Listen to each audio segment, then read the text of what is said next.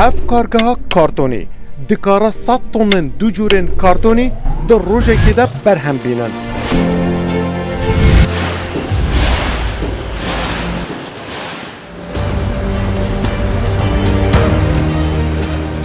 کارگاه لیبل جی دکاره هیا 3 میلیون لیبل جورا و جور به 5 رنگان در روزه که ده چاپ بکن.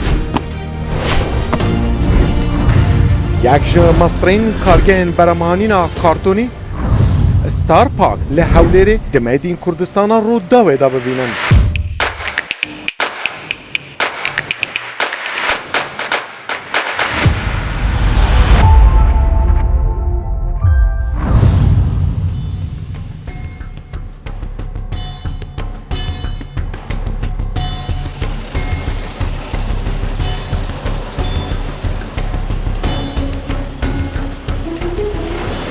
پاکت یک جا قناغن داویه ده ناو همو کارگاهان ده.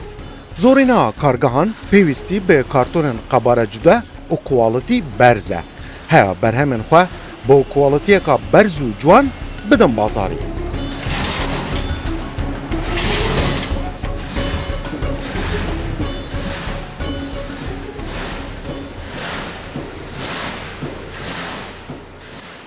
کارگاه ستار پاک یک از کارگاه درست کردن کارتونی لحولیره.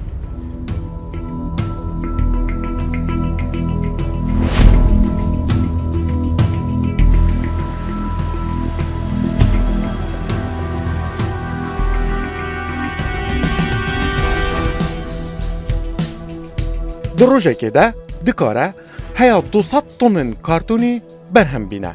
آنکو دکاره ریا دناو برا زاخو هیا دیگه بسره بکه کارتون که بدریجاهی 1005 کیلومترانه.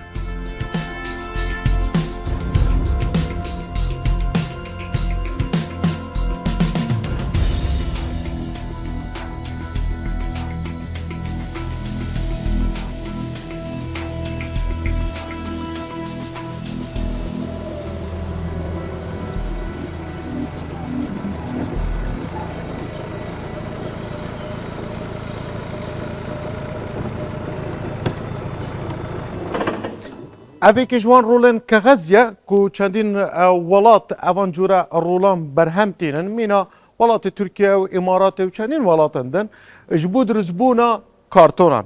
اف روله هنه کغزی نزیکی 9283 متران یدریجه به گرانیا که دیگه 1644 کیلوگرامان. اف کارگاهاله اما اوا جبو کارتونان برهم تینه روزانه نزیکی هیا دیگه تا 8 رولن اوهاین جور بجور مینا 400 کیلو هیا دیگه تا 2 تنان اف کارگاه اوان رولا کارتینه جبو درزبونا 2 جورن کارتونی یکی جوان جرات بجنه فلیکسو که گلک کارگاه من کردستان و عراق وان جورا کارتونان بکارتین یکی دیشید بجنه آفست که جبو پاکیتینگا پروفیشنال یا باشتر او اوی جورا کارتونه بکارتینن.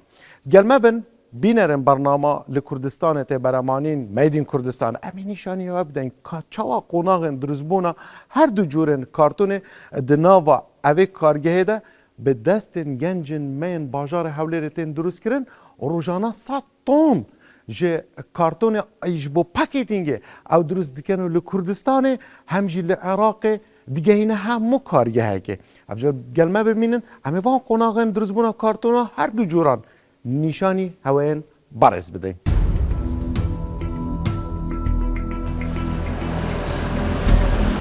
هیا 700 کارمندن کرد در ناوا بشن جده ین وی کارگهی ده کار دکن.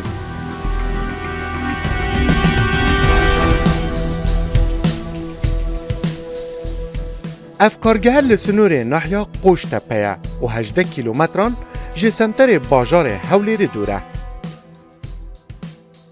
اما کو کارگه ستار پاک لسال 2016 او کارگه ما دا مزراند دو خطی انتاجی من هبو بلام لئستا دا 4 خطی انتاجی من هیا که و همو کارتونی چی جورا جور برهم دینین بقباره گوره و بچوکو دو جور کارتونیش من هیا که یکی چان پی دلین فلیکسو که یکی اویتریان پی دلین آفست و همو جور قباره که دروز دکین با کوالیتی چی زور باشو پێشکەشی خەڵک دەکەین و هەدەفیشمانە دامەزراندنی ئەو کارگەیە ئەوە بووکە بەرهەمی ناوە خۆ زیاتر دەوڵەمەند بکەین و بەرەو پێشی بین و کە لە ئێستادا نزیکەی 650 تا 700 کارمەند توانیتمان هەلی کار بۆ گەنجی کورد بڕەخسێنین و ئەو کارگانی کە پێویستیان بە کارتۆنە و کارتۆن لە لای ئێمە دروستکەن و چکە کارتۆنەکان هەموو لە ناوەخۆی کوردستان بەرهەم بهێنرێت چکە بدایەتەکەی کارتۆنێکی زۆر لە وڵاتانی دەرەوە دەهات لە ئێران و لە تورکیا ئێمەش زانیمانکەوە لە وڵاتانە کارتۆن بەرهەم دێتن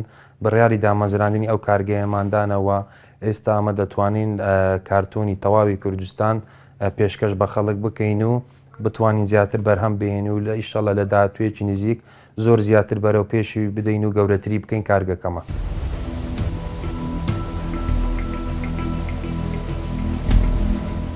چوار هێلن بەرەمانینا کارتۆنی بە هەموو قەبارەیەکی di nava vê kargehê de hene.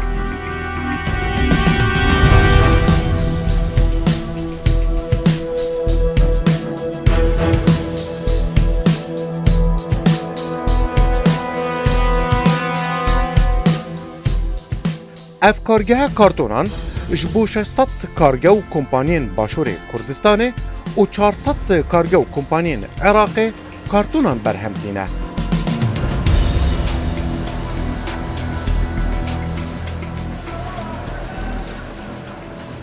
Kargeh salane di navbera 25 bû 30 milyon kartonan durust dike.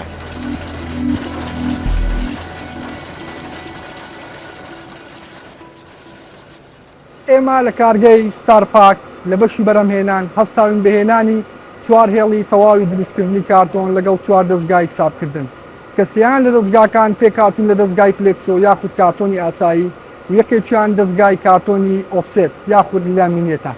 ئێمە لە تواناماندا هەیە ڕۆژانە 150,000 متر تا 200,000 متر بەرهەم دێنین کە دەگاتە نزیکەی 90 تۆن تا 100 تۆن بۆ هەر ڕۆژێک کە بە نزیکەی دەگاتە 2000 تا 2500 تۆن لە مانگێکدا. ئێمە دەتوانین لە بچووکترین کارتۆن دروستکەین تا گەورەترین کارتۆن کە ئەوش بریتە لە کارتۆنی سلیفۆن تا دەگاتە کارتۆنی سەلاجە و غەسالە و جەمیدا. ئێمە لە بەشی بەرەمهێنان هەستاوین بە دامەزراندنی نزیکەی 100 تا 120 کارمەند لە کارگەکەمان کە بەشی هەرە زۆریان کارمەندی خۆمانن ئەمەش بۆ ئەوەی بتوانین زیاتر و زیاتر کارمەندی خۆماڵی و کوردی خۆمان بخەینە سەرکار.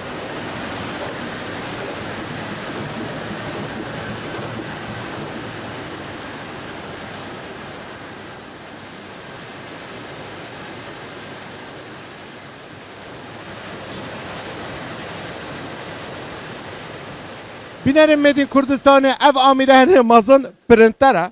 Mînawan printerên em nava mal û ofîsên xwe de bikartînin ji corê offsetên.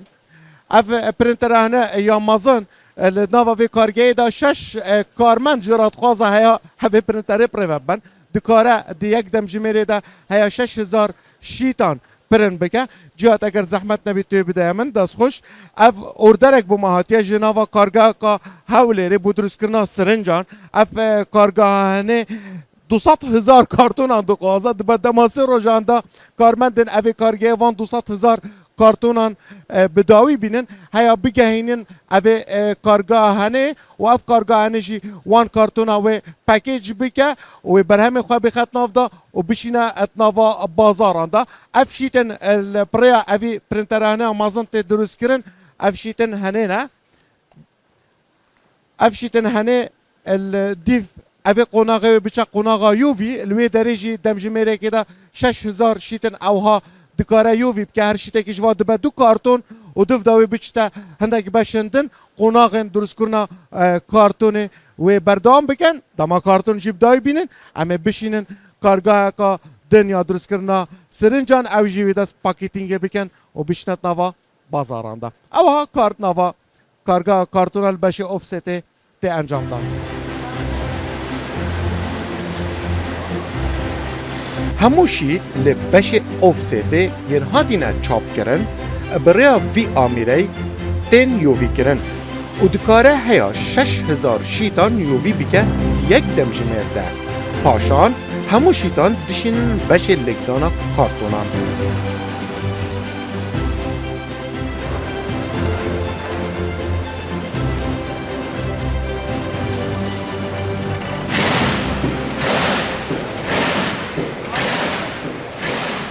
ئێمە لە بەش و بەرهەمهێنانی فلێکسۆدا سێ هێڵی تەواومان هەیە کە بە نزیکەی 90 تا 100 تەنی بەرەم دێنین لە ڕۆژێکدا. خەتی یەکەممان 20 تا 25 تەنی بەرەم دێنی، خەتی دووەممان 30 تەنی بەرەم دێنی، خەتی سێمیشمان 40 تەنی بەرەم دێنیتن و هەر لە هەر ڕۆژێکدا 50 تا 60 ڕۆلی کارتۆنی بەکار دێنین لە قیاسەکانی 80 تا 180مان هەنا. جیازەکانمان هەمووی تۆماتیکین، بەڵام پێویستە چاودێری زیاتر بکرێت بۆ ئەوی کواڵێتی لەدەست نەدەین، کواڵێتەکانمان باشتر بێتن و ئەو ئۆردەرانەی دەگات بەدەستمان بە گوێرەی ئۆردەرانە ڕۆڵەکان قیاسەکان دەبڕین و ئامادەیان دەکەین بۆ بەشی چاپکردن. لە بەشی چاپکردنیش 5 دانە ڕنگ بەکار دێنین بۆ کارتۆنەکان بە گوێرەی ئەو ئۆردەرانی دەگاتە دەستمان.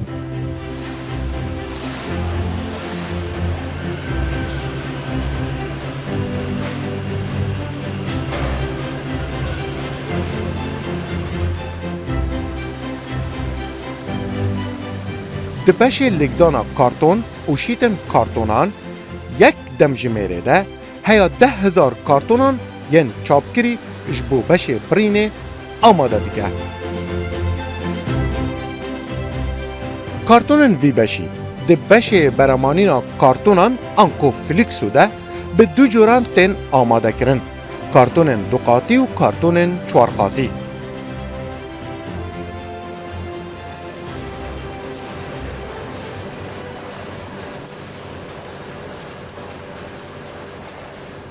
يحتل مصنع ستار کارگەی کارتۆنی ستارپاک دوای ئەو سەرکەوتنەی لە هەرێمی کوردستان بەدەستی هێنا ئێستا پێگەیەکی گرنگی هەیە و ڕووی لە ناوچەکانی ناوەڕاست و باشووری عێراق کردووە. ئێمە بازرگانان و هەناردەکارانی خورمامان بۆ خۆمان ڕاکێشاوە. دەزانن کە خورما لە عێراق لە ڕووی هەناردەکردنی جیهانیەوە پلەیەکی بەرزی داگیر کردووە. زۆر لە کڕیارەکانمان بۆ خۆمان ڕاکێشاوە و دەفری پاکەتکردنی کارتۆنمان بە قەبارەی جیاواز بۆ بەرهەم هێناون. 10 کیلۆ، 5 کیلۆ، 4 کیلۆ، 3 کیلۆ، 2 کیلۆ کە بچووکترین قەبارەیە. کارگەکەمان بەوە جیا دەکرێتەوە کە لە کارتۆنی قەبارە بچووکەوە تاوەکو کارتۆن بۆ کاڵای تەمەند درێژی وەکو ساردکەرەوە و ئامێری جلشوشتن و بە فرگر بەرهەم دەهێنێت. ئەو پەڕی هەوڵمانداوە بۆ هاوردەکردنی باشترین جۆرەکانی کەرستەی خاو بۆ دابینکردنی پێداویستی کڕیاران.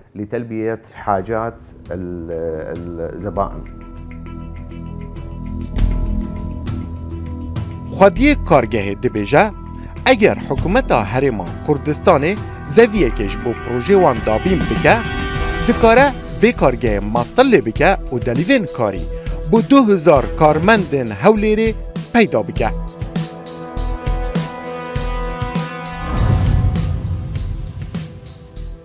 لە ئێستادا ئێمە کێشە شوێنمان هەیە داواکانی لە حکوومەتکەوە بتوانێت شوێنێکمان بۆ دابین کە تاوەکو کارگەیەکی لەسەردا بمەزرێنین کە تاقی ئینتاجیمان زۆر زیاتر بکەین کە لەوەی کە ئێستا هەیتمان کە لە ئێستا نزیکەی 400 تەنە ئەو کاتاگە حکوومەت بێت و شوێنێکمان بۆ دابین کە نزیکەی تاقی ئینتاجیمان لە ڕۆژێکدا 1000 تەن بۆ 1500 تەنە کەوا ئەوەش دەبێتە دەرفەتێکی زۆر بۆ گەنجی شاری هەولێر کەوا بتوانن لە لامان کار بکەن زیاتر پیشەسازی بەرەو پێشەوە بین و احتیمام بە کارتی پیشەسازی بدەین و لەو کاتەدا نزیکەی ئەگەر بێت و ئەو کارگێدام و مەزرێن نزیکەی 1500 بۆ 2000 کارمەند لە لامان کار دەکات و پاڵپشتیش دەبێت بۆ حکوومەتکەوە ئەو هەموو گەنجە لەو کارگەیە کار بکاتن و بەڕاستی لە هەموو وڵاتێکدا وڵات بە پیشەسازی بە پێش دەکەوێت.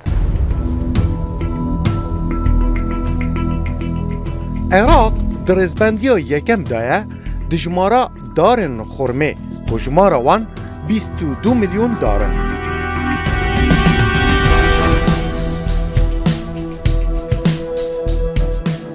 Di sala 2023 de Iraq rêzbenda çarê bi destxwe vexist ji bo berhemînana xurmê ku 735,000 ton ji 17 milyon darên xurmê berem anîne û piraniya wan jî ji bo welatên cîhanê tên henardekirin.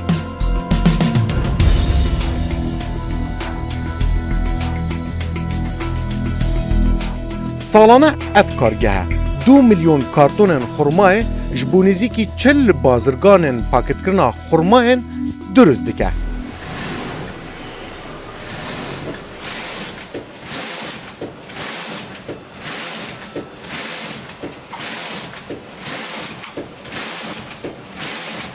تجار التمور ومعامل تعليب التمور ئەو بازرگانانەی خورما و کارگەکانی لە قوتونانی خورما لە ناوەڕاست و باشووری عێراق کە مامەڵەیان لەگەڵ دەکەین 30 کڕیاری تێپەڕاندووە. الكرتون اللي يحتاجوه 10 كيلو 5 كيلو 4 كيلو ئەوانەی پێویستیان بە کارتۆنی 10 کیلۆیی 5 کیلۆیی یان 4 کیلۆیی هەیە کە کەمترینە 400 بۆ 500 هزار لە هەر قەبارەیەک و بە کوالیتیەکی بەرز بۆ هەناردەکردن دابین دەکەین.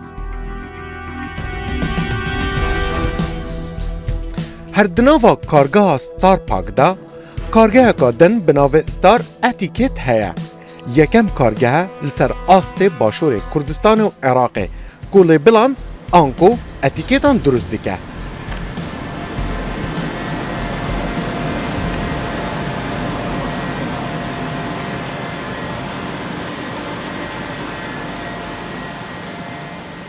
لە ئێستادا کارگەکەمان نزیکەی 150 بۆ 200 تەن لە ڕۆژێکدا بەرهەم دێنیت بە نزیکەی مانگانە 3500 تا 4000 تەنە بە هەموو کارتۆنێکی جۆرا و جۆر پێشکەشی کارگەکان دەکەین و بە کوالیتێکی زۆر بەرزوو لە هەمان کاتدا ئێمە توانیمان کارگەیەکی ستیکەر لێبڵ دابمەزرێنین چۆن توانیمان لە کارگەکەی کارتۆن بە کوالیتی باش پێشکەشی کارگەکان بکەین و ئەم لێبڵەش لە ئێستادا توانیتمان ڕۆژانە نزیکەی 10 تا 15 تەن لێبڵ بەرهەم بێنین و پێویستیشمان بە دەرەوەی وڵات نابێت و ئەوانی کە لێروکانە دەستمان پێکردیە هەدەفیمە ئەوەیە کە بە هیچ شێوەیەک بەرهەمی ناوەخۆ بەرەو پێش ببین و لە دەرەوەی وڵات بە هیچ شێوەیەک کارتۆنمان بۆنێت.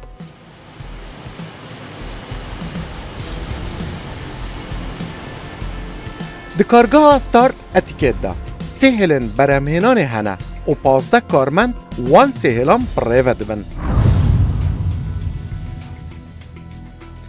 Ev kargehe bi 4 heya 6 rengan û bi hemû cûra qebareyekî lêbilan ji bo kargehên Kurdî û Iraqî çap dike. Bînerên bernama Made in Kurdistanê gelek bernamên Made in Kurdistanê da li ser hêlên berhemanînê di kargehên ew پروداکتن بچوک برهمتینن مینا صابون شربت هر چی کار بینن ما لیبلن اوها دیتن السرهیلن برهم آنینه السروان رولابون اللي پروداکتان تات ندانن اف آمیلهنه دیرو دریش پری تکنولوژی و اتوماتیک کار دیگه دکاره دی یک دم جمیره ده هیا 30,000 لیبلن اوها اف آمیره پرند بکه اف آمیره جی دکاره به 5 رنگان لیبلان پرنت بکه لدوف داخوازی و جور لیبلی که چند رنگ و تعداد اینا کار آنین لدوف دا و اف لیبلا ببنا ارون و بشینه کارگه هندن هیا او بکارن به باشترین کوالیتی پروداکتن خواه درست بکن.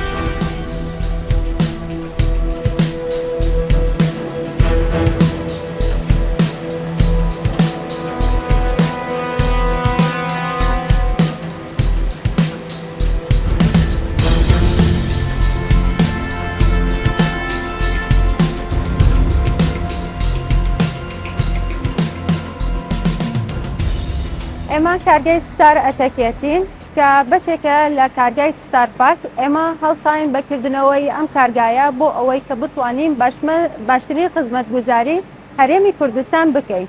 ئێمە کارگاکەمان پێک هاتووە لە 3 دەستگای کە ئەم 3 دەستگایە هەڵەسێت بە جۆرەها دروستکردنی لێبڵ.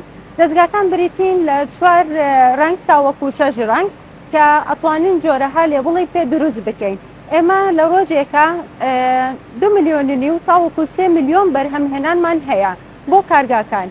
لە مانگێکە کە نزیکەی ئەکاتە 65 ملیۆن تاوەکو 8 ملیۆن ئێمە بەرهەمی لێبڵ بەرهەم ئەهێنین. ئێمە بۆ ئەوەی کە بتوانین باشترین بەرهەم بێنین لە جۆری لێبڵ بۆ کارگاکان هەڵسان بەهێنانی کارمەندی پرۆفێشناڵ بۆ ئەوەی کە بتوانین باشترین لێبڵ دروست بکەین و ڕەوانەی کارگاکانی بکەین.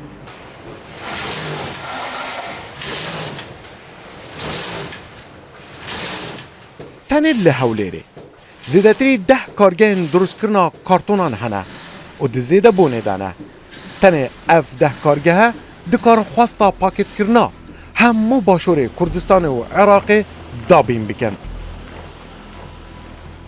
Ev di demekî de ku hikûmeta Herêma Kurdistanê rê dide karton ji bo Kurdistanê ji Tirkiye û Îranê welatên din bên hawirde kirin.